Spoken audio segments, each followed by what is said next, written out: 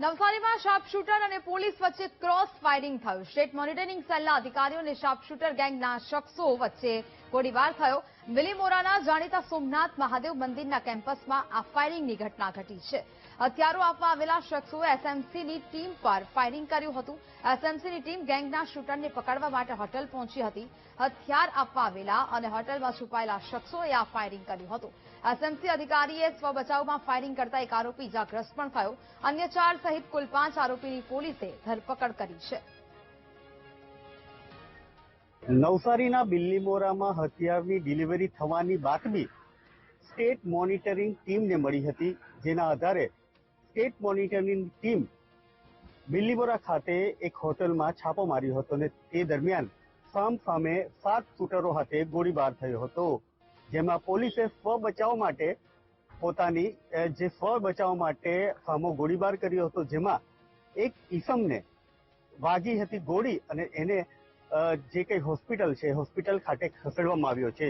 ત્યારે અન્ય જે સાથીદારો હતા તેને પણ પોલીસે ઝડપી લીધા છે।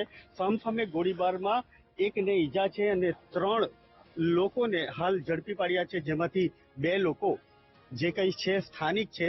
સ્થાનિકને એક મહત્વની જે કઈ વાત છે કે જે ગનની સપ્લાય કરવા આ ટીમ આવી હતી। મધ્યપ્રદેશ, હરિયાણા અને અલગ અલગ વિસ્તારમાંથી લોકો આવીને અહીં જે કંઈક ટીમ છે એને જે કંઈક હથિયારો સપ્લાય કરવાના હતા એ હથિયારો સપ્લાય કરવા આવ્યા હતા અને તે દરમિયાન પોલીસ સાથે સામે ગોળીબાર થયો હતો।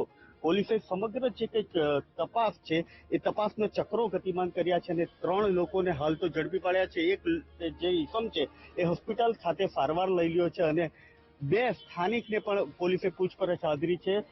સોમનાથ મહાદેવ મંદિરના પટાંગણમાં આ તમામ લોકો હતા એક હોટલમાં અને ત્યાં ગોળીબાર થયો હતો અને ગોળીબારમાં જે કંઈ જખમી થયા છે, પરંતુ આજે શા માટે હથિયારો સપ્લાય કરવામાં આવી રહ્યા હતા, હથિયારો કેમ બિલ્લીમોરા જેવા નાના શહેરમાં આવવાની, તે તમામની ચકાસણી હાલ પોલીસે શરૂ કરી છે અને પોલીસે તમામ પાસાઓ તપાસીને જે કંઈક હમણાં હાલ દેશમાં ગંભીર પરિસ્થિતિ છે, ગંભીર પરિસ્થિતિને પણ ધ્યાને લઈને પોલીસે તમામ જે કંઈક પાસાઓ છે એ પાસાઓની ચકાસણી શરૂ કરી છે અને તમામ જે કંઈક કાયદેસરની કાર્યવાહી કરવાની હોય છે કાર્યવાહી શરૂ કરી છે।